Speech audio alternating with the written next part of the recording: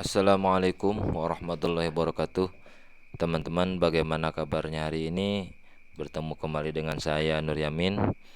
Pada kesempatan ini saya akan menjelaskan presentasi tentang The River Company. Ini ditulis atau disusun oleh saya sendiri, Nur Yamin. Oke, teman-teman. The River Company. Nah, barangkali sudah pernah dengar dari per company itu apa?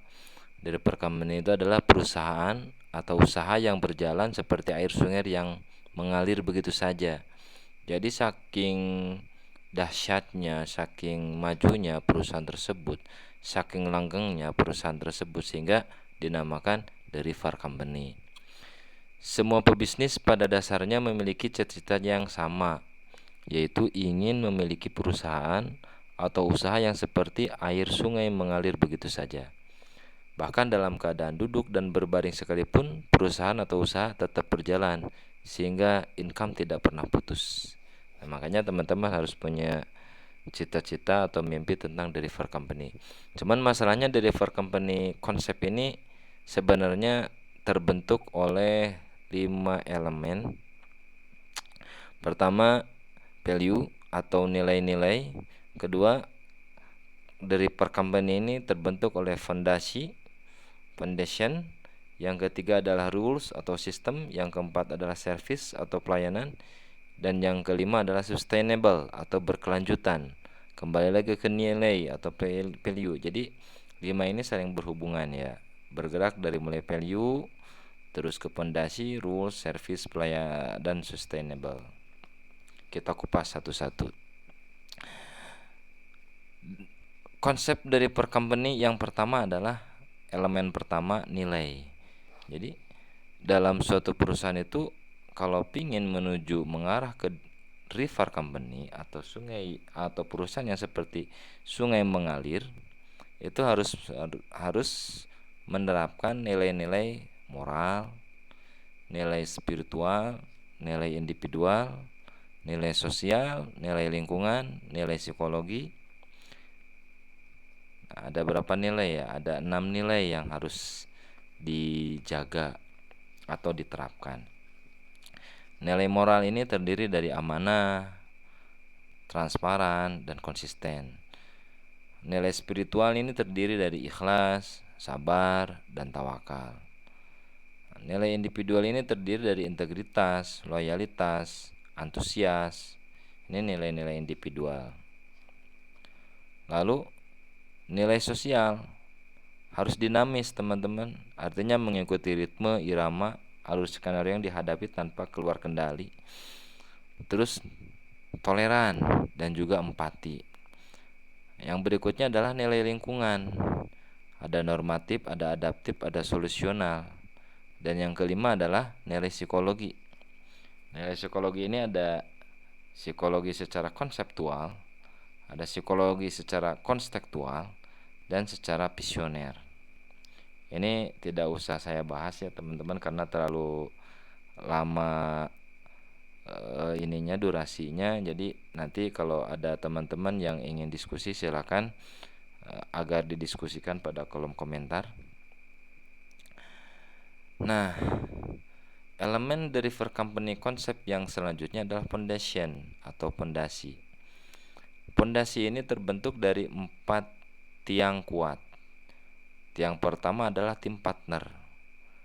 Sementara tim partner sendiri harus ada dan harus bisa terjadi lock and key, artinya punya ikatan yang saling mengunci. Partner satu memiliki kemampuan yang tidak dimiliki oleh partner 2, begitu juga sebaliknya. Jadi saling mengunci, teman-teman, saling membutuhkan. Terus loyal, kesetiaan, dedikasi atau pengabdian yang tulus, juga kredibel. Nah, fondasi yang kedua adalah main product atau produk utama. Jadi teman-teman harus punya unique produk. Nah, dan yang kedua adalah unique produk ya. Produk utama yang pertama adalah unique produk. Yang selanjutnya adalah brand awareness. Dan yang selanjutnya adalah fokus produk. Jadi harus fokus. Brand awareness ini kesadaran merek, sejauh mana merek atau produk yang dibawa oleh perusahaan dapat dikenal dan seberapa sering atau merek atau produk tersebut selalu didengar oleh pelanggan dan dilihat digunakan oleh pasar. Sementara fokus ini semakin fokus pada produk tertentu, maka semakin mudah untuk memasarkan dan dikenali oleh pasar. Fondasi yang ketiga adalah kapital atau modal. Terdiri dari keuangan, dan kemampuan. Yang selanjutnya adalah legal formal. Ini yang sangat penting nih. Ini sangat penting. Legalitas secara hukum, secara umum, legalitas secara khusus, dan bentuk legalitas itu sendiri. Apakah bentuk PT atau bentuk CV? Dari per company konsep yang selanjutnya adalah rules atau sistem ya teman-teman. Nah, sistem ini membutuhkan empat elemen atau 4 unsur, 4 bagian. Yang pertama adalah alur atau proses. Jadi alurnya harus jelas. Dalam membuat alur, tahapan atau proses harus tersusun, teratur tanpa harus berbelit-belit. Yang selanjutnya harus mudah ya, terlihat atau dapat dijalankan dengan mudah si alur itu atau sistem itu. Jadi buatlah alur sistem yang semudah-mudahnya sehingga tidak menyulitkan semua tim. Yang selanjutnya adalah terarah. Alur itu harus terarah pada satu tujuan, teman-teman. Jadi semakin terkerucut dan semakin meruncing pada satu titik, maka akan semakin baik. Yang selanjutnya adalah prosedur tetap. Nah, jadi sistem di sini harus ada alur atau proses, ada prosedur tetap juga. Nah, prosedur tetap ini diantaranya harus ada poin-poin ketegasan. Yang selanjutnya adalah harus tepat. Yang selanjutnya harus konsisten. Sistem itu di dalamnya ada alur atau proses, ada prosedur tetap. Nah, prosedur tetap ini di dalamnya juga, di dalam prosedur tetap ini harus ada ketegasan, ketepatan, dan konsisten. Sistem yang selanjutnya atau rules selanjutnya adalah efektif. Itu berjalan sesuai dengan alur dan protap yang berlaku dan berhasil dalam menjalankan sistem yang telah ditetapkan. Yang selanjutnya adalah sistem yang keempat adalah efisien. Efisien ini adalah artian menghasilkan sesuatu yang melebihi dari harapan yang diinginkan tanpa membuang banyak waktu, bahan, dan energi. Nah, ini teman-teman, jadi sistem ini harus memiliki 4 elemen ini. Prosesnya harus jelas, mudah, terarah. Protapnya harus tegas, tepat, konsisten. Harus efektif juga dan efisien. Nah, dari per company konsep yang selanjutnya adalah berkelanjutan. Artinya di sini bagaimana caranya supaya perusahaan ini tetap berkelanjutan. Di antaranya harus komitmen ya, teman-teman. Dalam artian mempertahankan visi dan misi perusahaan, konsisten menjalankan dan mengembangkan pekerjaan yang sesuai dengan visi dan misi perusahaan. Lalu harus kreatif. Kreatif tidak bisa dilihat dari pekerjaan saja, tetapi kreatif juga membutuhkan skill, imajinasi, dan metodologi pemikiran-pemikiran yang unik, sehingga mampu memberikan hasil yang memuaskan dan tidak membosankan. Lalu ada inovatif.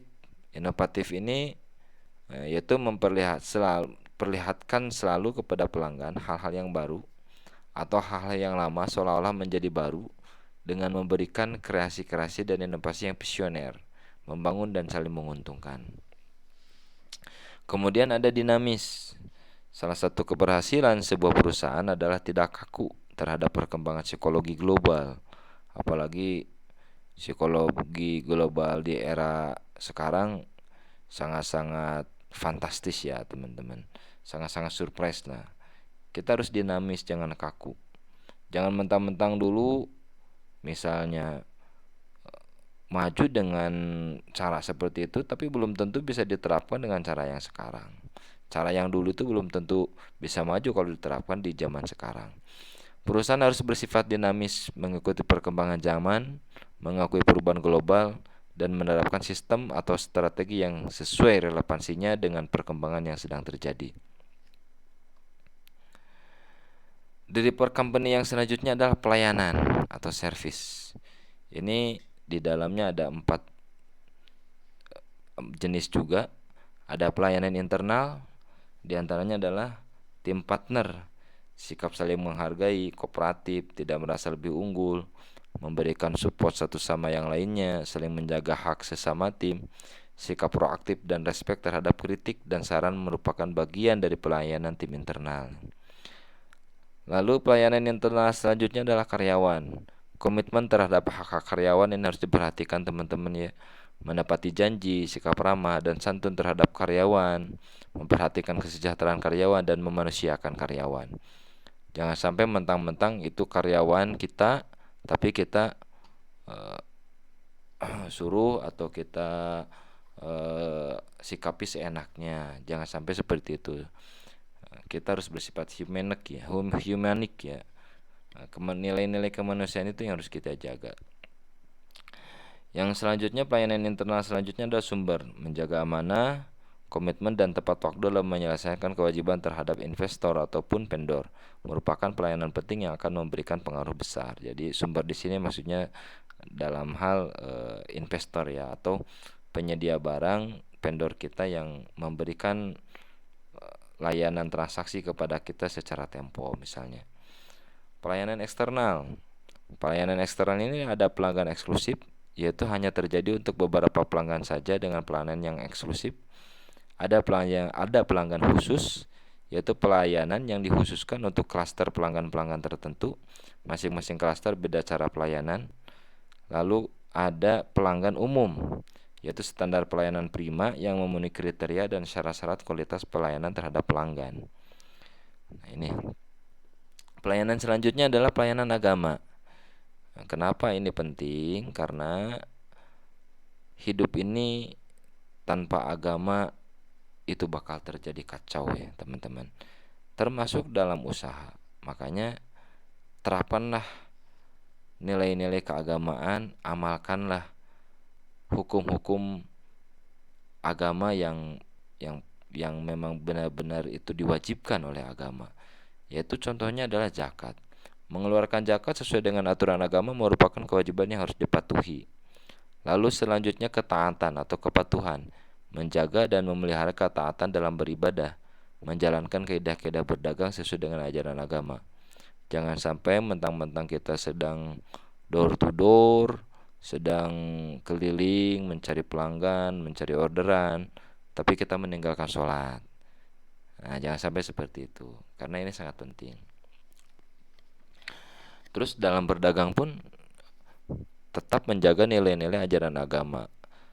Amanah, berkata jujur, tidak bertele-tele, tepat waktu, menepati janji dan lain-lain itu sama dengan menerapkan agama dengan baik. Yang selanjutnya adalah pelayanan negara.